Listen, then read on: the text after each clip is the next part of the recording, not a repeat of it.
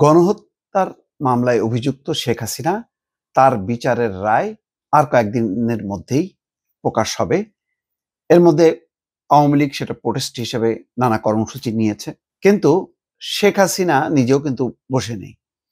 তিনি গণমাধ্যমে বলছেন যে গণ অভ্যুত্থানের প্রাণহানির ঘটনায় তিনি দোষ স্বীকার করছেন, এমন একটা শিরোনাম আনন্দবাজার পত্রিকার বরাত দিয়ে মানবজমিন করেছে যে অভ্যুত্থানে প্রাণহানির ঘটনায় দোষ স্বীকার হাসিনার।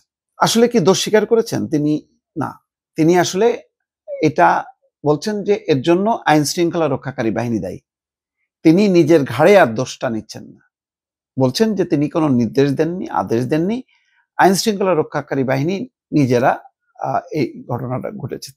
এইভাবেই তিনি এক ধরনের পরোক্ষভাবে দোষ স্বীকার করছেন যে জুলাই আগস্ট অভ্যুত্থানে প্রাণহানির ঘটনায় দোষ স্বীকার করেছেন শেখ হাসিনা, এমনটা দাবি ভারতীয় সংবাদ মাধ্যম আনন্দবাজারের।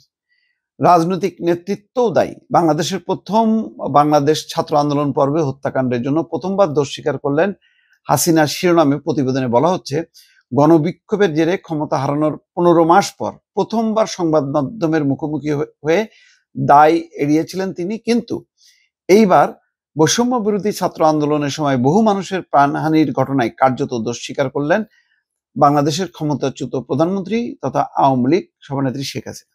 এখন দোষ স্বীকার করার জন্য কি তিনি ছাড় পাবেন না? তিনি তো বিচারের মুখোমুখি হননি। সুতরাং এই দোষ স্বীকারটা হয়তো রাজনৈতিকভাবে অনেকে বলতে পারে যে না, তিনি তো দোষ স্বীকার করছেন, এটা তো আইন শৃঙ্খলা রক্ষাকারী বাহিনী ভুল হয়েছে, এরকম তো হইতেই পারে, এই জন্য শেখ হাসিনা তো বলেননি যে তোমরা করো, বরং মানে আইন শৃঙ্খলা রক্ষাকারী বাহিনী ভুল করেছে এটা তিনি বলতে চাচ্ছেন। গত বছরের 5ই আগস্ট ঢাকা ছেড়ে দিল্লিতে চলে যান, সেই থেকে ভারতে অজ্ঞাতবাসে রয়েছেন তিনি।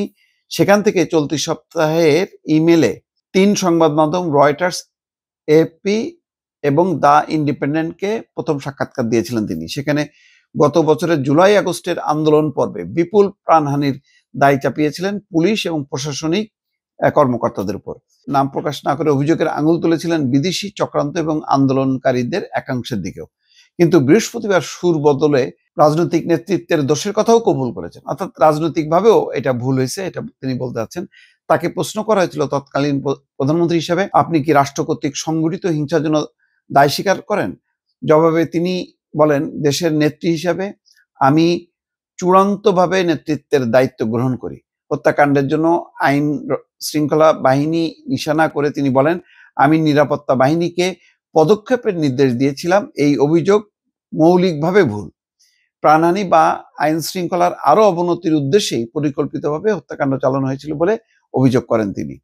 জাতিসংঘের একটি প্রতিবেদনে বলা হচ্ছে যে 1400 নিহত হয়েছে। আসলে তিনি এড়িয়ে গেছেন, এটা আইন শৃঙ্খলা রক্ষাকারী বাহিনী দায়ী এবং তাদের হয়তো নির্দেশনায় ভুল ছিল, আংশিক স্বীকার করছে। এটা দিয়ে প্রমাণ হয় না যে তিনি খুব দোষ স্বীকার করেছেন। দর্শক।